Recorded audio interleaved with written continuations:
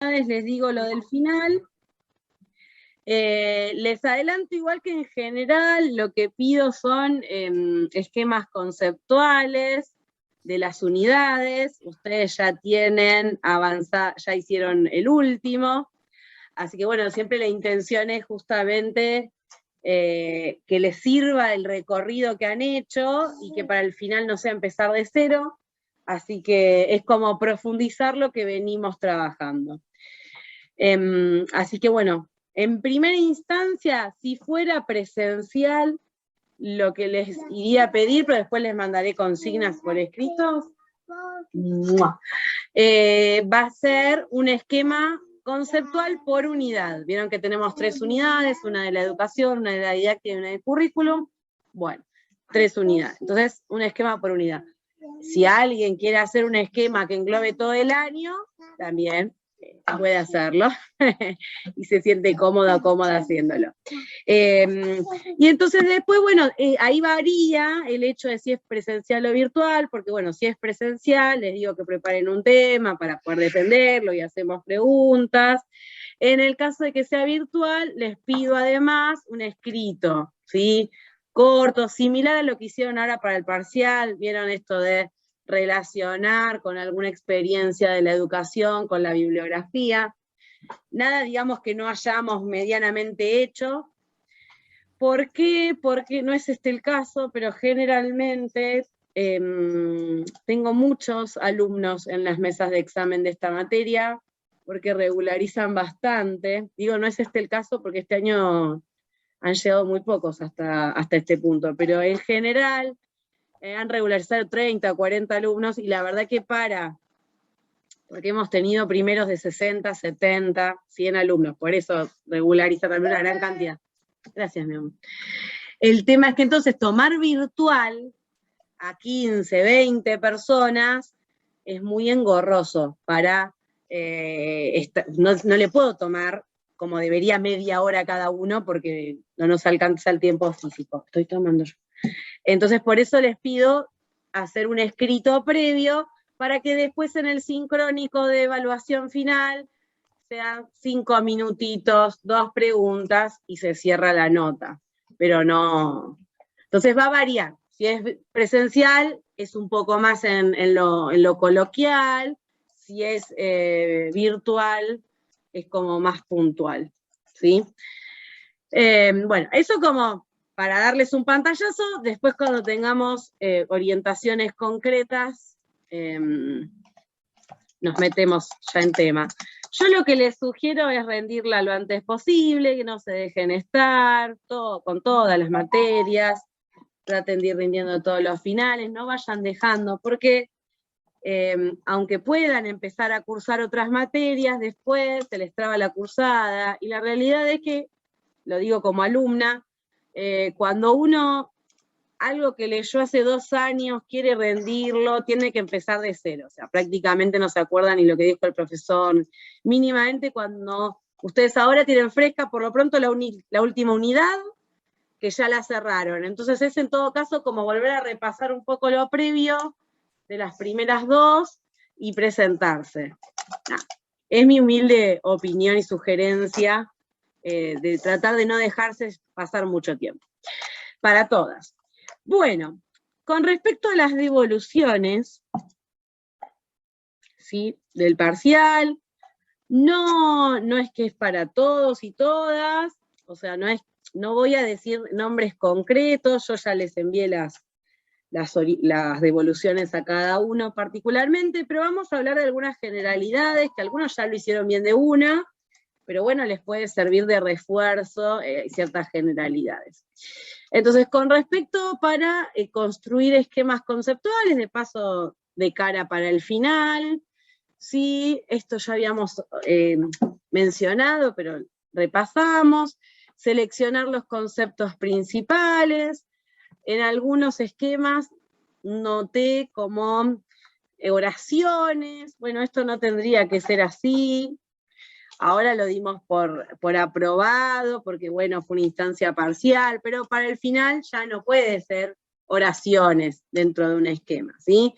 Fíjense ahí, yo saqué una imagen de internet que es justamente un esquema conceptual sobre esquemas conceptuales, y fíjense que puede haber 2 palabras, 3 palabras, pero fíjense que no es que hay 10 palabras en un espacio de conceptos, ¿sí? Es como más acotado. Entonces, bueno, recuérdenlo. Ordenar los mismos de lo más general a lo particular, entonces siempre lo más grande va arriba, pensando en el final. Si yo quiero hacer un final de toda la materia, la palabra como gigante podría ser ciencias de la educación, y de ahí desprender pedagogía y didáctica, y de ahí ir desprendiendo los otros conceptos. Si yo quiero hacer un esquema que abarque la unidad 1, bueno, ¿cuál sería el gran concepto que vimos en la unidad 1 que engloba a todo lo demás? ¿Qué les parece? Educación. Educación. Bueno, entonces si en esa primera unidad, como palabra rectora, tenemos educación, no puede aparecer al final, abajito o en un costado. Tiene que ser, ven acá, en grande, en mayúscula, bien visible, ¿sí? Y después colocar los conceptos que vayan abarcando otros, ¿sí? Lo que más abarca arriba, lo que menos abarca abajo. Si yo voy a hablar, por ejemplo, de currículum como gran palabra, no puede estar, qué sé yo, planificación didáctica primero y niveles de concreción curricular abajo de todo, ¿sí? Porque justamente lo que me va indicando es que esto engloba lo que va abajo. Entonces, esto es lo más importante, currículum. Después, dentro del currículum tengo niveles de concreción, y dentro de los niveles de concreción, varias de ustedes me hicieron respecto a macro, micro, y después ahí los nombres de cada uno, ¿no? Muy bien. Bueno, esto se los dije recién, evitar muchas palabras, evitar párrafos, esto lo he visto en varias ocasiones, utilizar flechas, conectores. Esto, dependiendo del programa, a veces se complica más en lo que es virtual, pero no está de más utilizar conectores. Conectores son las palabritas, ven que acá, por ejemplo, dice depende de, entre, conceptos, relaciones, tomados de, y aparecen, ¿sí? Me van ayudando a leer el esquema. En algún esquema, no recuerdo la cual, hice una observación con respecto a que en función del conector, o sea, como faltaría ese conector, nos quedaba claro la relación entre esos conceptos. Entonces, a veces, esto no es que hay una única manera de hacerlo, se pueden organizar, ustedes hicieron todos esquemas diferentes, esa es la prueba, se puede organizar de diferente manera, pero el tema es que tenga una organización lógica, y entonces para que yo entienda la lógica que ha usado cada uno, es suma el hecho de poner conectores, de poner las flechas indicando hacia dónde va mi esquema, ¿no? Y después otra cosa que pasó en algún caso es que utilizan el mismo concepto en varios lugares. Entonces, por ejemplo, aparece currículum, currículum, currículum, currículum. Y currículum y saco niveles, currículum y saco acepciones. Claro, pero en realidad yo esto lo simplifico sacando una gran palabra, currículum, y de ahí ir desprendiendo las otras, ¿sí? Me explico con respecto a esta, evitemos como réplica. Estoy dando clase. Sí, profe. ¿Sí? Replicar. Entonces, un caso que vi, que corregí, decía enseñanza, por ejemplo. Planificación, enseñanza, Camila arriba de la mesa. Entonces, estaba relacionado con planificación didáctica y ponían enseñanza. Después ponían contenido de la enseñanza. Después ponían currículum enseñado. Entonces, era enseñanza, todo con enseñanza. Bueno, quizás se podía como vincular estas cuestiones a una palabra sola que diga enseñanza, ¿no? O armando flechas que vincule a una nada, es como una propuesta superadora, no es que está mal lo que se hizo, sino que apuntando a justamente darles herramientas que les sirvan para hacer próximos esquemas en otras materias. La verdad que el esquema conceptual a mí puntualmente me gusta mucho como herramienta de estudio porque es muy sintético y sirve mucho para estudiar para un final también. Entonces, bueno, son sugerencias como para que les quede, ¿sí? Bien. Y en el análisis de las situaciones de la biografía escolar, capaz que ahí hay un poquito más para decir.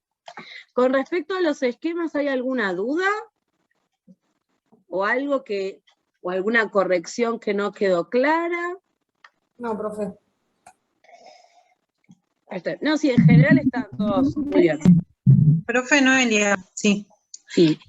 Bueno, usted me corrigió, bueno, el esquema estaba bien, pero en el análisis de la autobiografía que yo hice, algunos conceptos no estaban bien relacionados, como la cultura, las culturas que yo le había agregado, o sea, a nivel educativo. O sea, que hablaba de la institución. No, ¿cómo podemos ir hablando?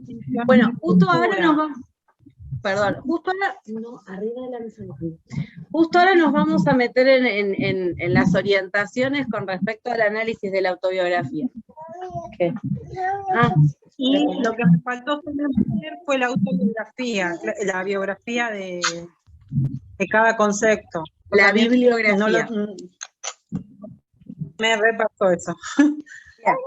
Sí, por eso. No sabía yo igual volví a las consignas y no lo había explicitado tan claramente, así que no es que mandé rehacer solo porque no tenía la bibliografía citada, sino que mandé rehacer solamente en los casos en que había otras cuestiones a mejorar, ¿sí? Y faltaba darle una vuelta de tuerca de rosca al análisis. Mirá que a mí te estoy abriendo. Pero se los puse en la devolución justamente para que les quede como orientación, ahora lo íbamos a trabajar, y para que lo tengan en cuenta como para todos los trabajos, ¿sí? Que nunca está de más, aunque no se pida explícitamente, nunca está de más citar en base a quién lo estoy diciendo, o hacer una nota al pie. Acá. Entonces, puntualmente lo primero que les iba a decir es que cuando hablamos de análisis de una situación de enseñanza, y lo que les pido inicialmente es describir la situación de enseñanza, les pongo acá, tratar de describirla claramente. Es decir, en algunos casos noté que, por ejemplo, no se describía un poco más, con más detalle quizás la situación, como para poder vincularla con más cuestiones, ¿no? O sea, en función, no es que queremos saber el número de calzado de los alumnos que estaban, no sé si el profesor tenía chomba, eso no nos referimos a eso, pero sí en algunos análisis, por ejemplo, se amplió y se mencionó si los estudiantes lo tomaron con entusiasmo la actividad, si no, se hacían preguntas, si no, si el profesor escuchaba o no escuchaba. Bueno, esas son cosas como que suman al análisis, porque lo podemos después vincular con el posicionamiento del docente, con el clima escolar, con cuestiones, dependiendo de los conceptos con los que ustedes querían analizar la situación, bueno, ampliar ese análisis. Entonces, bueno, poder describir el grupo escolar, el grupo etario, ¿no? ¿Qué grupo era? ¿En qué materia? Si la institución, en algunos casos apareció, cómo era la institución, o sea, brevemente, ¿no? Algún detalle que pueda ser significativo al análisis. En un caso, por ejemplo, habían hecho una observación de que la institución era estatal porque hacía a colación a el análisis, hacía a colación al análisis de una situación totalmente agresiva por parte de la docente en cuestión, que estaba tratando, entre comillas, mal a sus estudiantes, digo entre comillas porque no lo decía directamente, no es que los amarreaba, pero simbólicamente totalmente, y decía, los de la escuela pública son no llegan a los contenidos, una cosa espantosa. Bueno, esto se podía relacionar con conceptos que habíamos trabajado. Con respecto a la enseñanza, el currículum oculto, ¿no? Bueno, entonces, y para eso, para poder ir describiendo, se podía ir describiendo e ir relacionando mientras iba describiendo, que varios de ustedes lo pudieron lograr.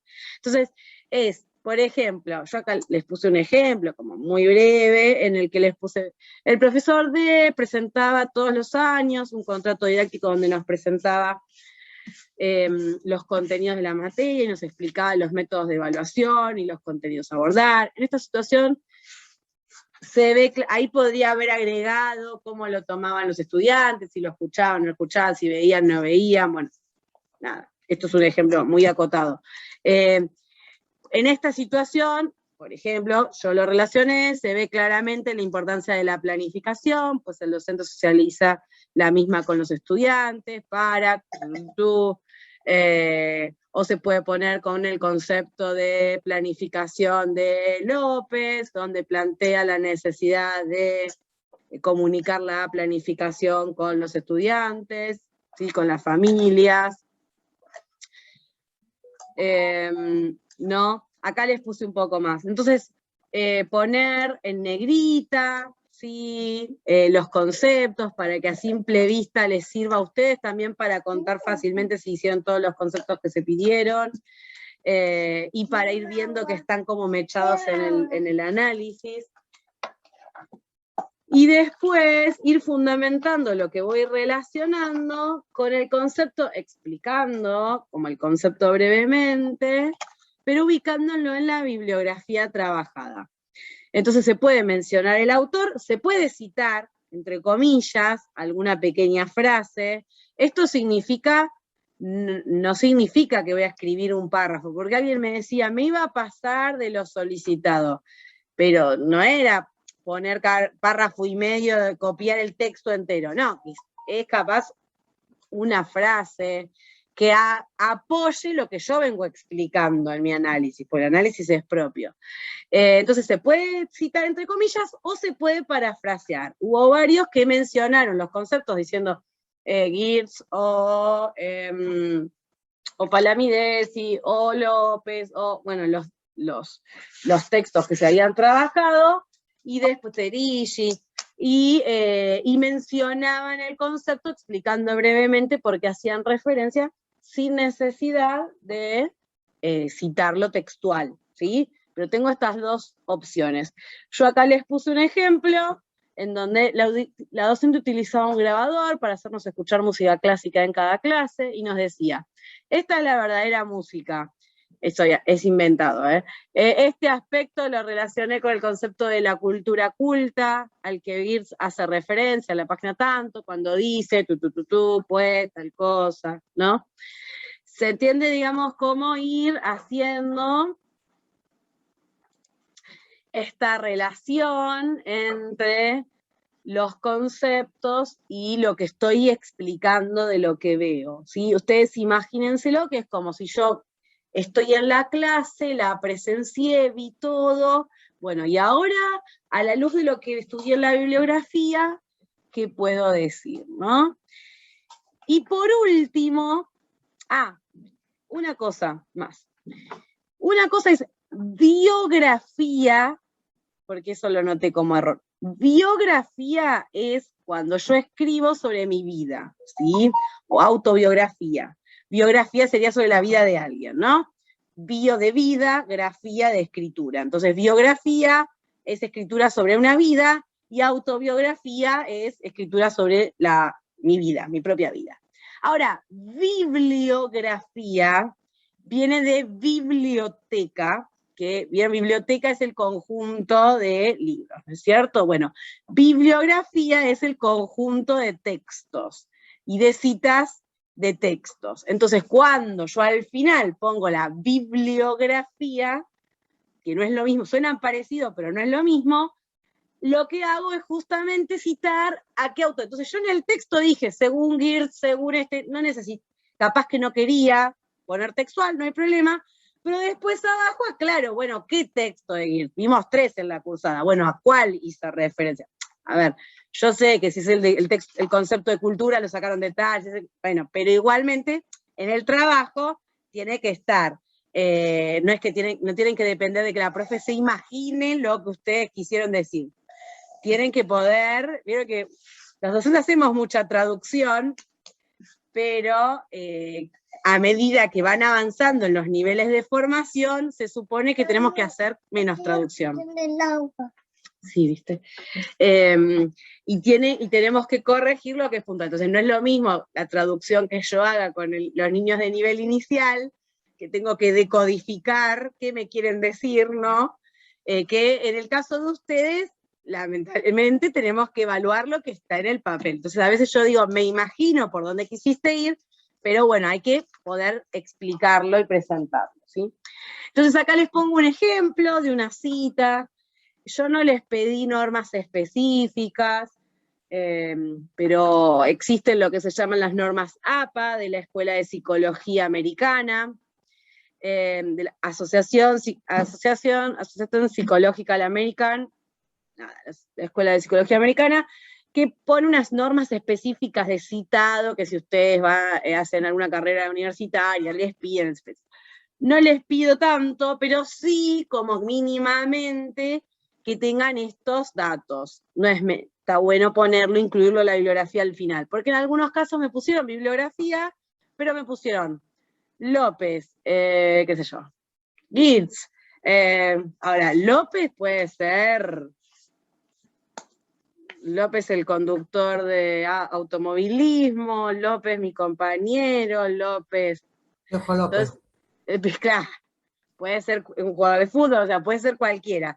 Entonces, por eso es importante, y aparte, ponerle GIRS. No es un apellido tan común, suponemos que es Silvina GIRS, pero puede ser este texto, el otro texto, el de más allá. Bueno, por eso es que se cita la bibliografía poniendo el apellido del autor, la inicial del nombre, el año, el título, el lugar y la editorial. Ahí yo les puse como los componentes y les puse un ejemplo abajo. Como no lo expliqué antes del parcial y no lo puse específico en la consigna porque me fui a fijar, dije, uy, no lo pedí, qué desastre. No lo había pedido, me remito a lo que pedí y no les bajé punto ni mandé a rehacer por esto. Pero para el final, ténganlo en cuenta, que ahora ya lo saben, así que vamos a pedir que traten de, como estudiantes de superior y futuros docentes, citar.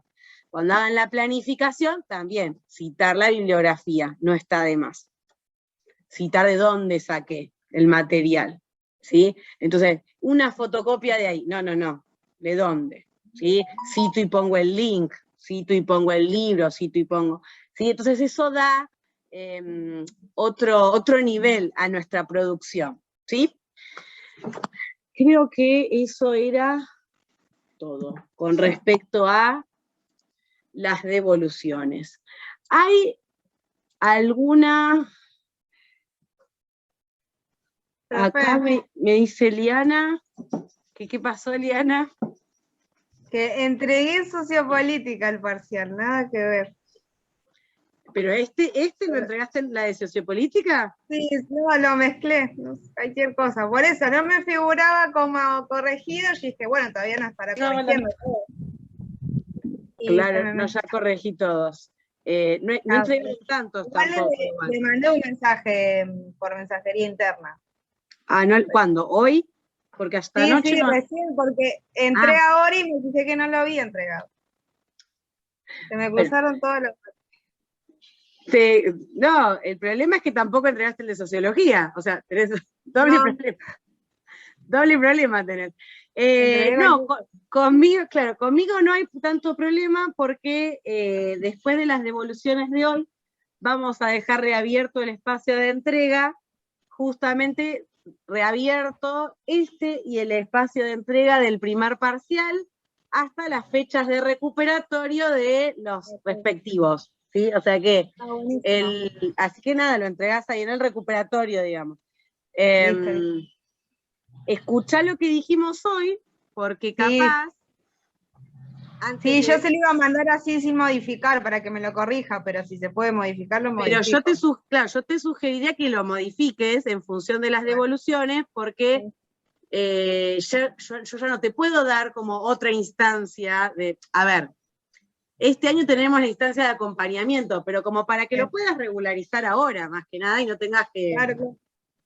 seguir Sí, en la sí, instancia de acompañamiento. Entonces, ya por lo menos en función de las orientaciones, ya podés como hacerte una autoevaluación, mirar cómo está tu parcial, mínimamente ver estas cuestiones que mencionamos, y si podés modificar. No digo que yo después no pueda modificar algo más, pero está bueno esto de hacer uno su propia lectura. Ay, sí, ahora me di cuenta que tenía varios errores.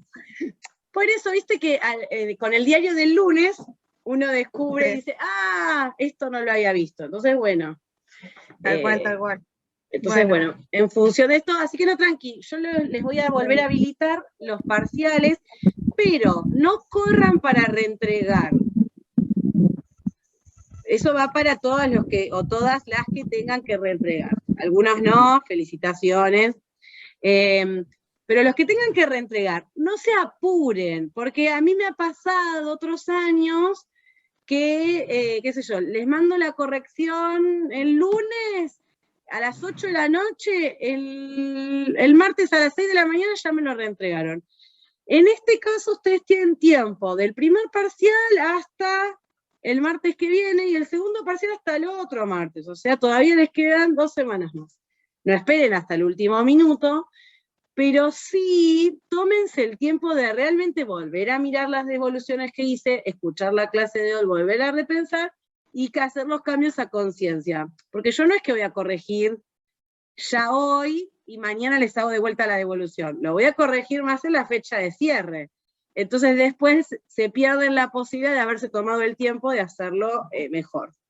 Nada, esto porque lo vi el año pasado que pasó mucho, entonces... ¿Qué? La florcita. ¿Qué flor? La florcita de... ¿Por No, qué? profe. ¿Por qué no están de acuerdo? Porque más allá, voy a volver a repetir lo mismo. Más allá de la planificación y que la hagan otros especialistas más especializados o supuestamente mejores en cuanto a la planificación a un nivel superior, hay diferentes contextos, diferentes realidades, por lo tanto se va a tener que adaptar a eso. No va a alcanzar con que haya una planificación de cierta forma, cada uno lo va a adaptar a sus alumnos. Hay realidades muy diversas, ¿no? Tan diversas como escuelas en contexto de encierro. Entonces, o sea, más diverso que eso, imposible, ¿no? Claramente hay ciertas propuestas que pueden estar muy bien planteadas en el diseño curricular, que van a tener que ser contextualizadas y adecuadas a una realidad muy particular, en donde esos niños o niñas no pueden salir de ahí a comprar cartulina a la esquina, a ver la panadería, ¿no? Entonces, claramente no esta presuposición que muchos tienen, ¿sí? Que con solucionar el currículum se soluciona todo, no se soluciona, ¿no? Porque hay más allá de esto.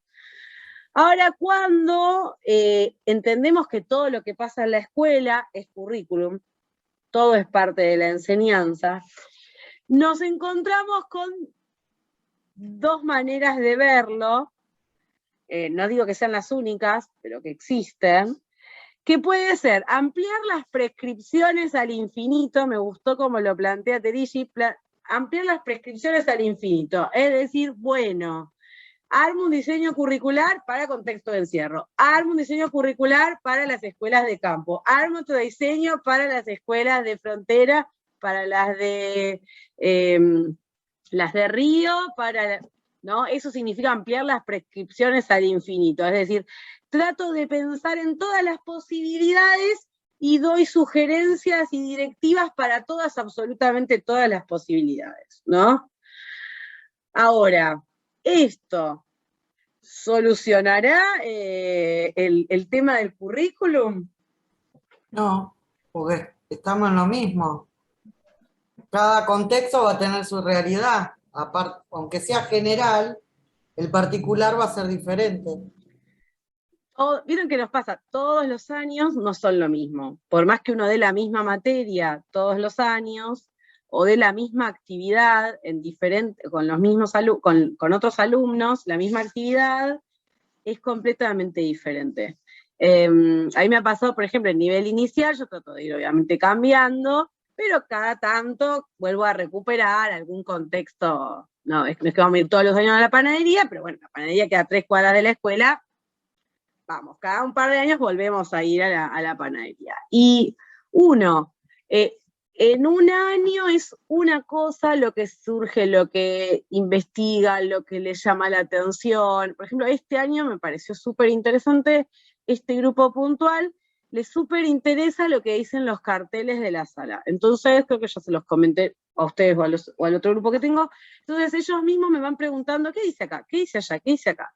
Y entonces les surgió la idea de, bueno, pero falta que pongamos heladera allá, me decían. Entonces le digo, bueno, ¿y qué más falta? Entonces, bueno, aprovechando que había surgido la idea de que, bueno, faltaría otro cartel, entonces fogoneamos eso, y entonces les traje la propuesta de ir a la panadería del barrio con un cuaderno agenda, a ver cómo se llama la panadería del barrio, escribir el nombre de la panadería, volver y contar y qué es lo que traía lo que tenía su panadería. Y la verdad que fue completamente diferente y mucho más rica la propuesta de otros años, que era solamente, bueno, ¿y quién compra en la panadería? ¿Y quién hace? Claro, habían ido como investigadores desde otro lugar, desde otro perfil, con su cuaderno a mirar, atender y traer, ¿no? También en función de que no podemos salir mucho por los protocolos. Entonces, bueno, se generó otra propuesta, ¿no? Y después la otra opción que plantea Terigi es cómo dejar todo librado al azar. Es decir, me ha tocado escuchar docentes que te dicen, yo no planifico, o yo voy armando de acuerdo a los intereses de los alumnos y de las alumnas, cómo va fluyendo. Entonces hoy dijeron queremos jugar a los dinosaurios, y bueno, empezamos a jugar a los dinosaurios, y construimos la comida de los dinosaurios, y mañana dijeron queremos jugar a la panadería, y jugamos a la panadería, y todo como muy librado al azar, ¿no? ¿Cuál sería la ventaja, la desventaja de esta otra opción, esta otra como punta extrema, podríamos decir? Y sobre uno mantiene como un control, uno tiene un objetivo principal, y en la otra es como más librado a lo que salga, y no hay nada claro. O sea, es como que no hay una planificación, justamente, y no hay objetivos, o sea, se lo deja muy a lo que el alumno decide. Justo hoy dimos parcial fuimos a dar un oral allá al Dorrego de los diferentes contextos, la educación en diferentes contextos de isla, de encierro. Y bueno, es un poco lo que decía usted, el currículum se va adaptando y se va modificando, y lo van modificando la institución y los docentes para y por los alumnos. Sí. ¿Alguien más?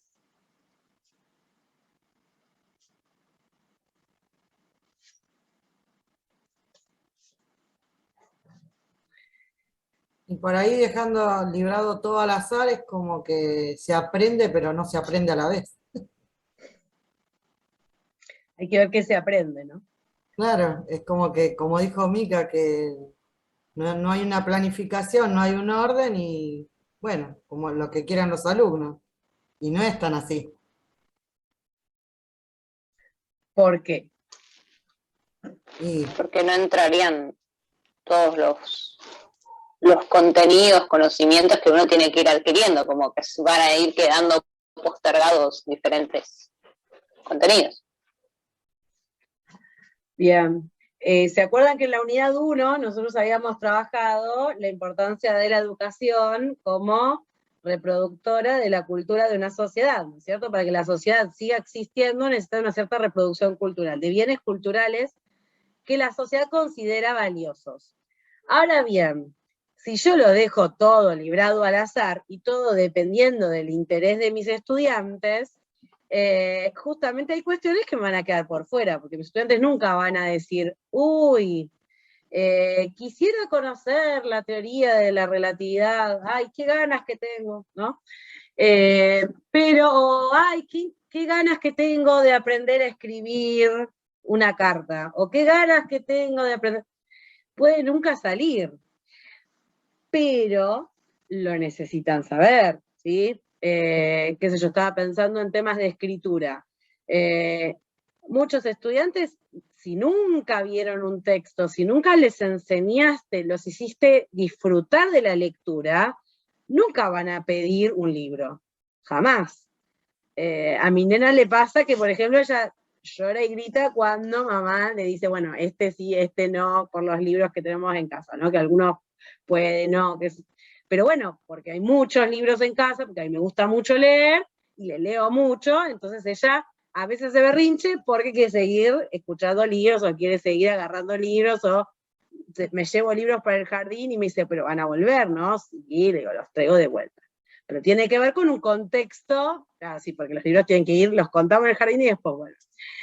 Pero tiene que ver con un contexto familiar en donde la literatura circula. Ahora, ella probablemente pueda ir al jardín a contarle a los compañeros, uy, tal cuento, tal otro cuento que le gusta. Pero no va a ser el caso de todos. Y en contextos en donde no circulan los textos, porque no conocen, porque no les interesa, porque no tienen acceso a diversidad de textos, si yo solo lo reduzco a el interés de esos estudiantes, les estoy quitando la posibilidad de descubrir un mundo apasionante, si solo lo reduzco, ¿no? Entonces el librado al azar es peligroso.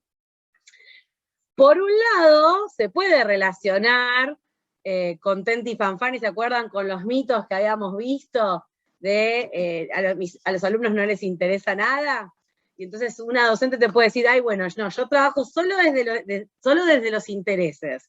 Bueno, está bueno trabajar desde los intereses siempre y cuando yo pueda recuperar esos intereses para trabajar los contenidos prescriptos, ¿no? Creo, yo me confundo porque a veces lo trabajo con el otro grupo que doy los miércoles, no sé si vimos tanto, no vimos un texto sobre prescripción con ustedes, pero mencionamos que era prescriptivo.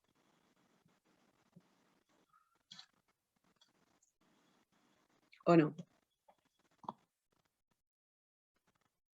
No se acuerdan.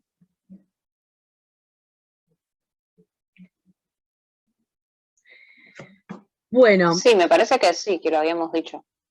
Que lo había mencionado usted. Lo mencioné. Era como, sí, que es lo que yo tengo entendido, y lo que recuerdo, que no sé si está bien, era que prescriptivo era algo que se armaba antes de, por ejemplo, de presentárselo a los alumnos. Ya está armado previamente, eso era, según entendí.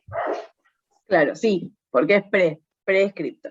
Bien, y aparte de que esté escrito previamente, también me permite tener, esto creo que lo dejé en la siguiente, a ver. No. Perdón, ahora vuelvo, Ahí está.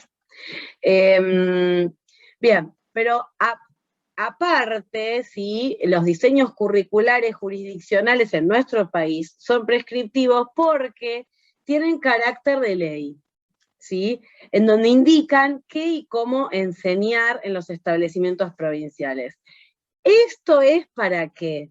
Para justamente dar unidad, ¿sí? Igualdad, ¿sí? Y incorporar todos los saberes que deben tener, como mínimo, niños, adolescentes, jóvenes, adultos de la provincia de Buenos Aires, en ciertos niveles educativos.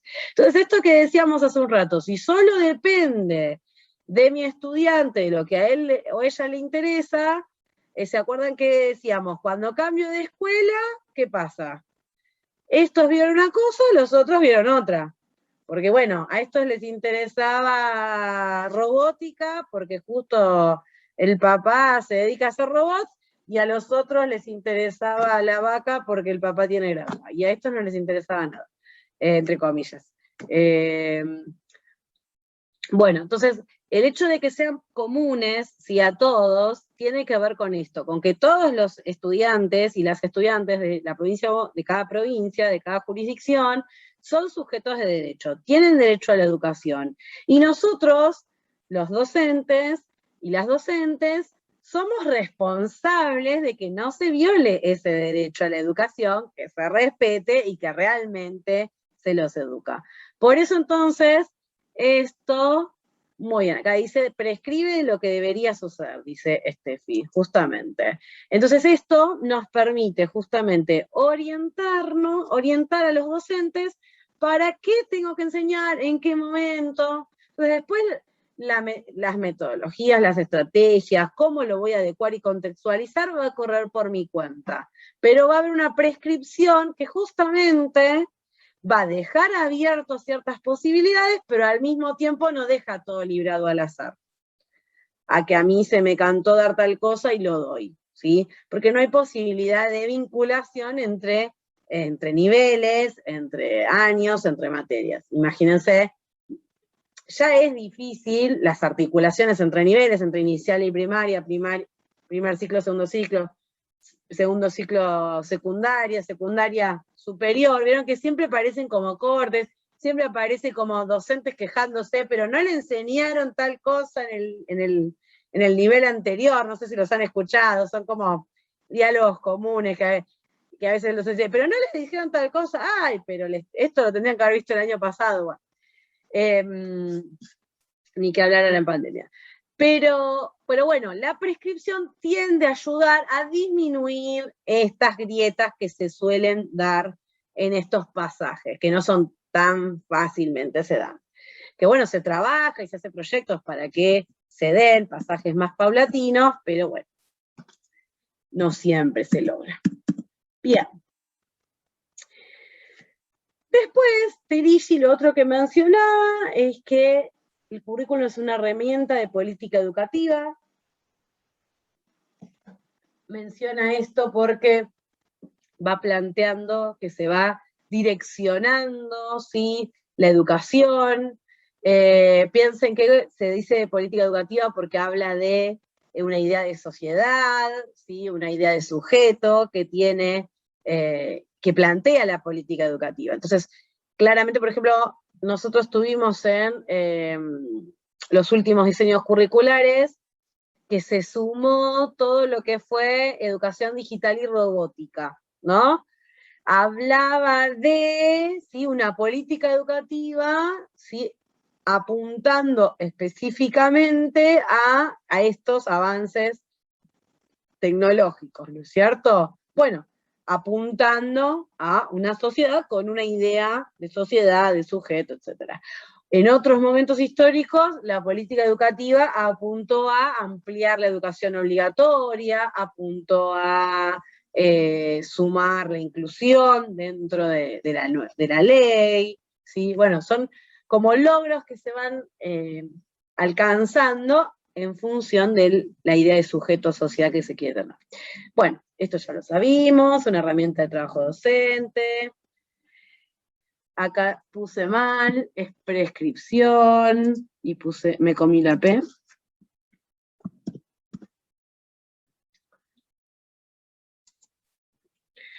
Muy bien, prescripción, ordenamiento de la enseñanza, sirve para la secuenciación. No es neutro. ¿Por qué el currículum no es neutro?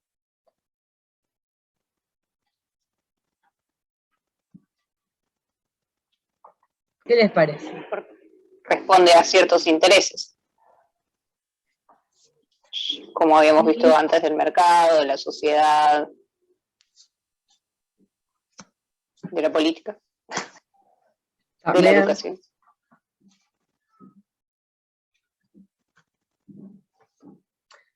¿Por qué más no es neutro? Pensando también en la planificación docente. Tati mencionó, digamos, todos aspectos que tienen que ver a la no neutralidad del currículum a nivel nacional, a nivel macro, digamos. Pero bueno, y a nivel micro, ¿por qué no es neutro? ¿O es neutro a nivel micro? No, para mí nunca puede ser neutro porque el currículum está destinado a alguien, y si está destinado a alguien, no está destinado a otro. Entonces tiene una intencionalidad siempre, y siempre se aboca hacia determinado contexto. Pienso. Bien, sí. ¿Algo más se les ocurre? Algunos pusieron, acá Steffi puso porque está bajo un pensamiento hegemónico y eso afecta a todos los niveles de la concreción. Bien, hay un pensamiento que nuclea. ¿Se acuerdan cuando vimos el concepto de cultura y culturas, ¿no? Dependiendo del posicionamiento del pensamiento hegemónico y de la clase dominante, había contenidos que entraban dentro de la cultura culta a enseñar y otros que no, ¿no? Entonces había una intencionalidad. ¿Algo más? ¿Se les ocurre?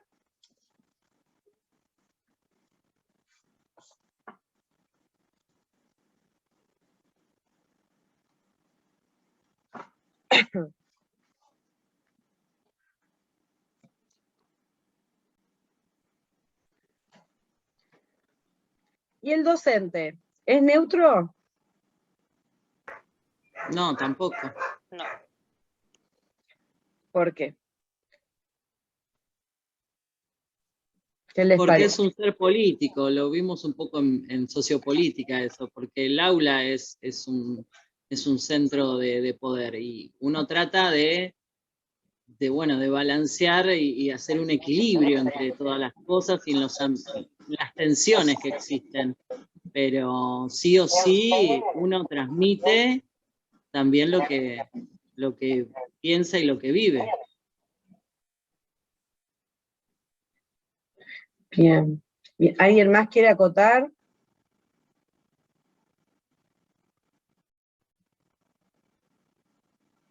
Profesora, yo le pido 1000 disculpas, pero tenemos parcial ahora de matemática y yo sí o sí tengo que repasar un poquito.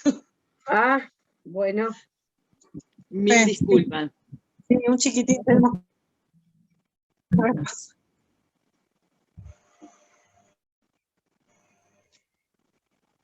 Lo escuché. Ah, bueno. Bueno, esto que mencionaba recién Mica, creo que fue,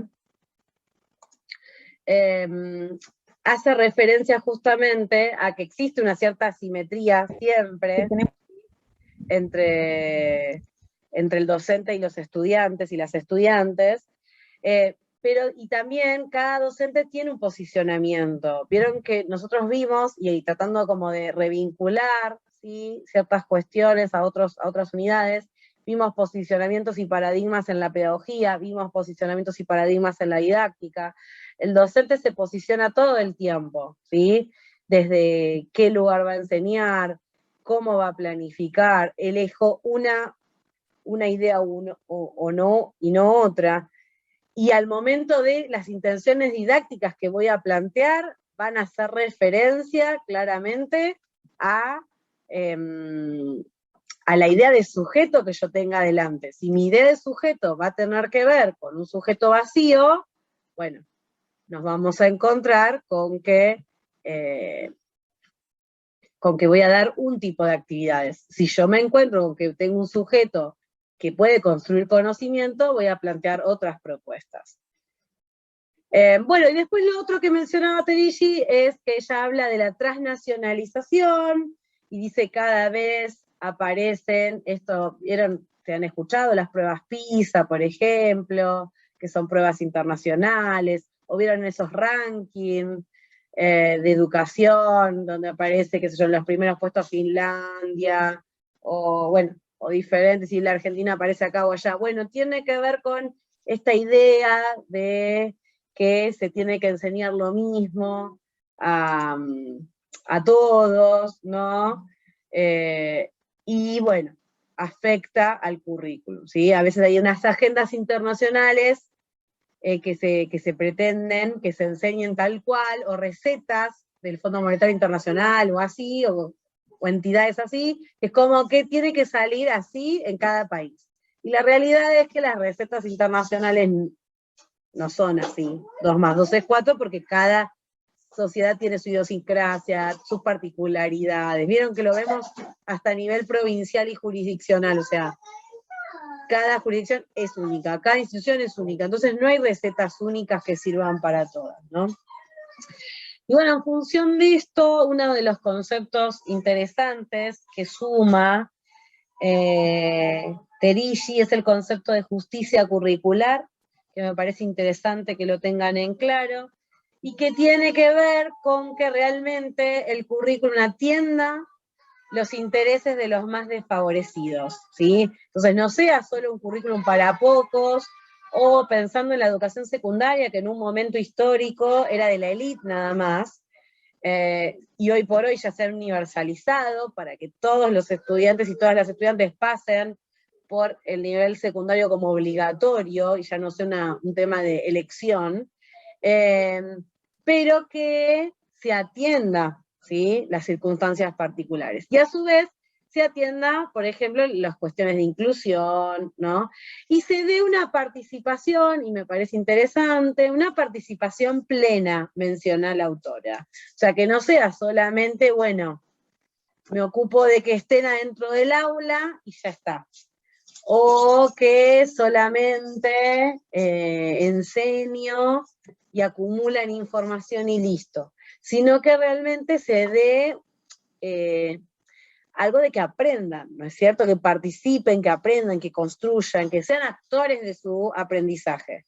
Por eso se habla de una escolarización común, de principio de ciudadanía, en donde hay instituciones donde aparecen consejos de aula, donde aparecen, bueno, diferentes cuestiones que tienen que ver con que los estudiantes armen proyectos, realmente los lleven a la práctica. Bueno, tiene que ver con esto, de la justicia curricular, de que realmente todos y todas estén incluidos e incluidas dentro de la institución. Y entonces apunte el currículum a la producción de igualdad. Se sumó, por ejemplo, a los diseños curriculares de primaria, el DUA, que es el diseño universal del aprendizaje, que tiene que ver en función de apuntar a la enseñanza a aulas bien heterogéneas, a aulas con inclusión de personas con necesidades derivadas de la discapacidad.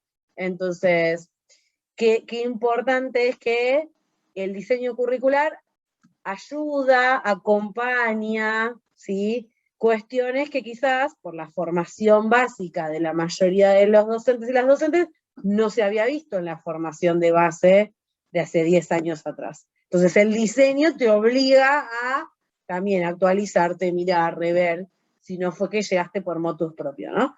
Entonces, no está de más los cambios en el currículum, son útiles, y al mismo tiempo no se termina ahí todo, ¿no?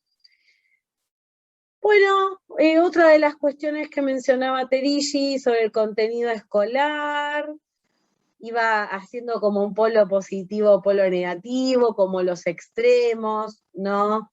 Nosotros habíamos visto en el texto de la enseñanza de Camiglioni las características del contenido escolar, y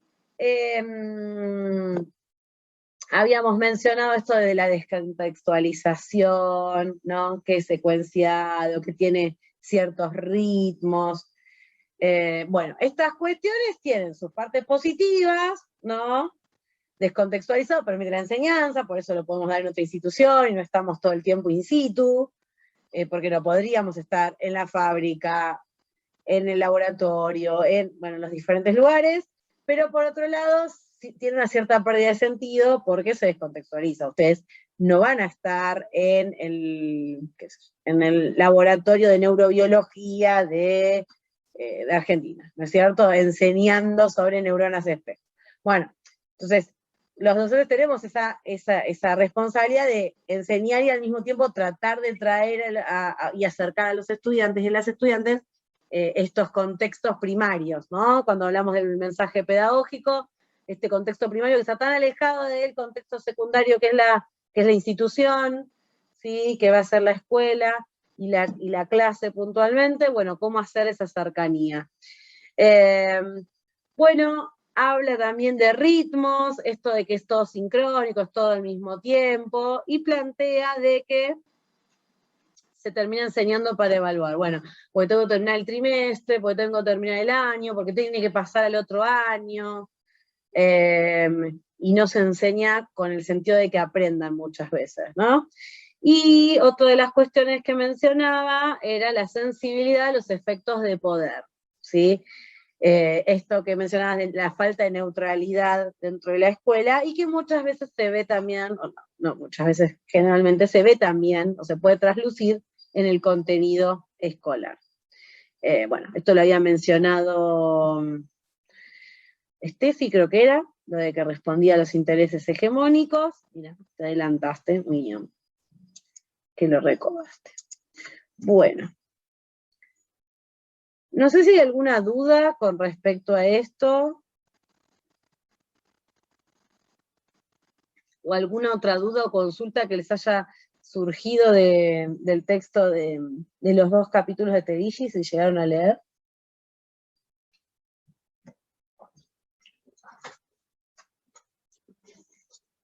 Bueno, esto, les puse un texto adicional, ahora me agarró la duda si se los agregué, pero si no se los agrego hoy, no obligatorio igual, que habla sobre la planificación desde un currículum prescriptivo, o si no se los voy a sumar después, justamente en función de esto que les venía diciendo, como para que les quede de consulta sobre el currículum y esto de la prescripción. Y bueno, ahí lo que plantea, ¿sí? Sobre el planeamiento, es que puede ser técnico-instrumental, ¿sí? Que se asociaría más a qué paradigma de la didáctica. ¿Qué les parece? Si es un planeamiento técnico-instrumental. Paradigma técnico. A un paradigma técnico también, sí. Y técnico-político, muy bien. Y a un posicionamiento ético-político, ¿a cuál lo relacionarían?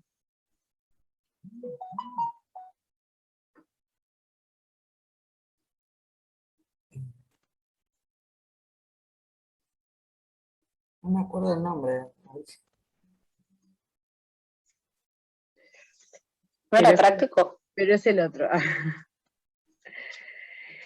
En didáctica lo habíamos trabajado en un texto que se llamaba Actividad como enseñanza artística y política. No sé si se acuerdan. También se puede decir crítico. Ahí lo dijo Steffi. Ah, Eso. no lo había leído, no llegué a leer. Ah, muy bien. ¿Crítico era? No me acuerdo tampoco. Sí, crítico. También se lo puede llamar. Porque vieron que en pedagogía también está el técnico y el crítico. Bueno, tienen diferentes nombres, pero hacen alusión a estas cuestiones, ¿no? Bueno, desde el planeamiento también se puede entender un posicionamiento técnico-instrumental, donde el docente es solo un ejecutor, es como un buen armador de planificaciones, ¿no? Copiando, pegando objetivos, copiando, pegando contenidos, copiando y pegando actividades, y ya está. Solo aplica. En cambio, cuando planteamos el currículum y el planeamiento puntualmente desde un posicionamiento ético y político, como actividad reflexiva, desde un posicionamiento crítico, tenemos un docente como autor, ¿sí? Creativo y reflexivo. Entonces, ahí ya el docente diseña caminos posibles para la prescripción. Entonces, me parece interesante esto. ¿Tenemos prescripción? Sí. Pero el docente, la docente, es el que diseña los caminos posibles para esta prescripción. ¿Tengo que enseñar esto? Sí. No es que enseño cualquier cosa, o digo, no quiero enseñar y enseño otra cosa. Porque es un...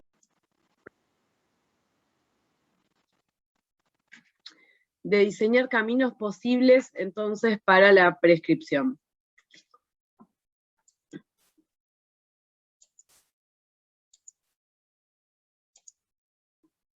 Esperen que estoy admitiendo algunos que quedaron bollando. Bueno.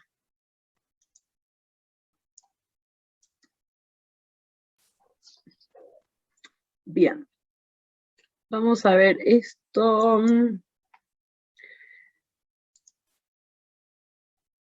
Bien. Vemos esto y vamos cerrando.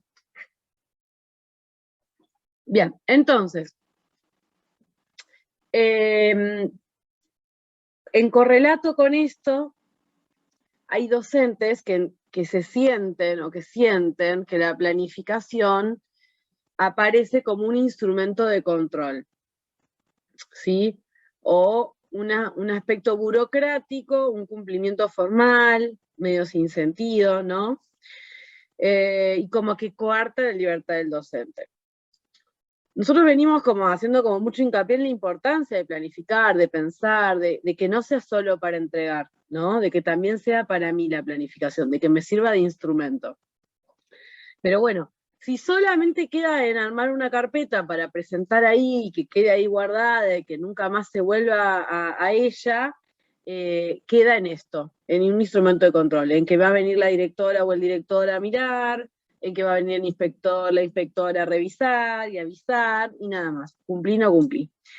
Pero si nosotros tomamos la planificación como una herramienta reflexiva, dando espacio a pensar, ¿sí? Con otros, a la gestión curricular reflexiva, cambia el posicionamiento, cambia la mirada, ¿no es cierto? Y va a ser mucho más profunda los resultados de esa enseñanza, ¿sí? Y el aprendizaje que uno va a tener. Hace muchos años una directora me había dicho, uno puede tener 15 años de experiencia de dos maneras. 15 años de experiencia donde todos los años aprendiste cosas nuevas y fuiste creciendo y fuiste avanzando, o 15 años de experiencia habiendo hecho un año y repetido ese año 15 veces. ¿Los dos tienen 15 años? Sí. Pero mientras que uno o una de los docentes repitió lo mismo infinidad de veces y no reflexionó, no cambió, no mejoró, el otro o la otra sí pudo reflexionar, mejorar, encontrar nuevos recursos, ¿no? Actualizarse. Pero bueno, eso va a depender de esta mirada, ¿no? De una herramienta, de entender la planificación como herramienta reflexiva. Bien.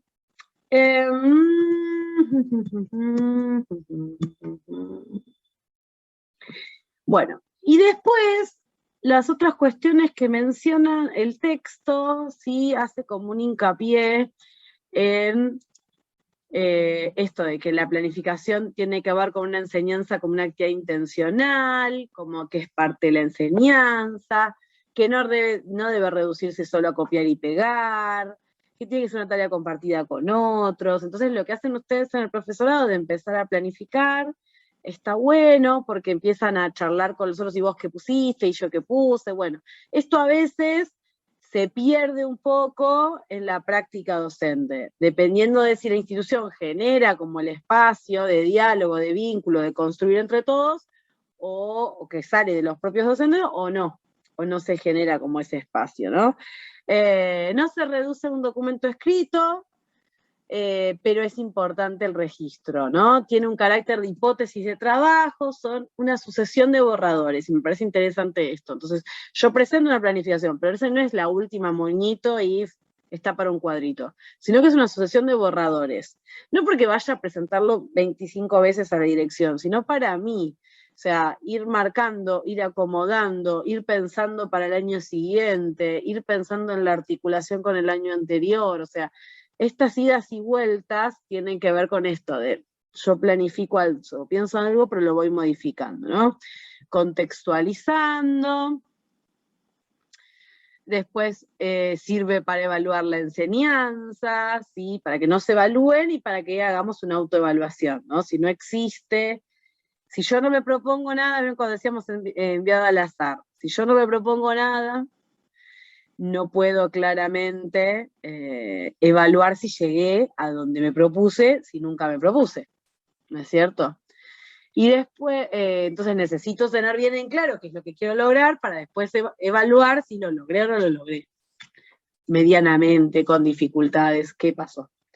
Bueno, después la actividad permanente es una actividad permanente y dinámica, no es neutra, como veníamos hablando del currículum, y sirve a la memoria didáctica de la institución. Toda institución va juntando las planificaciones de todos los docentes y lo nuclea en su memoria didáctica.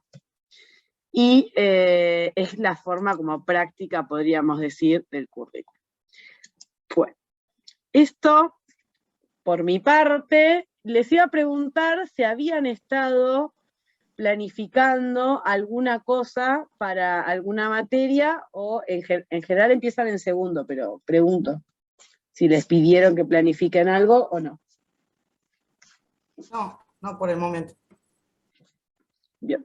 No, porque estoy dando clases en currículum, como es didáctica y currículum, en segundo año de otra materia, y me dijeron que el año anterior habían hecho un proyecto, por eso les preguntaba por si a ustedes les habían pedido algo.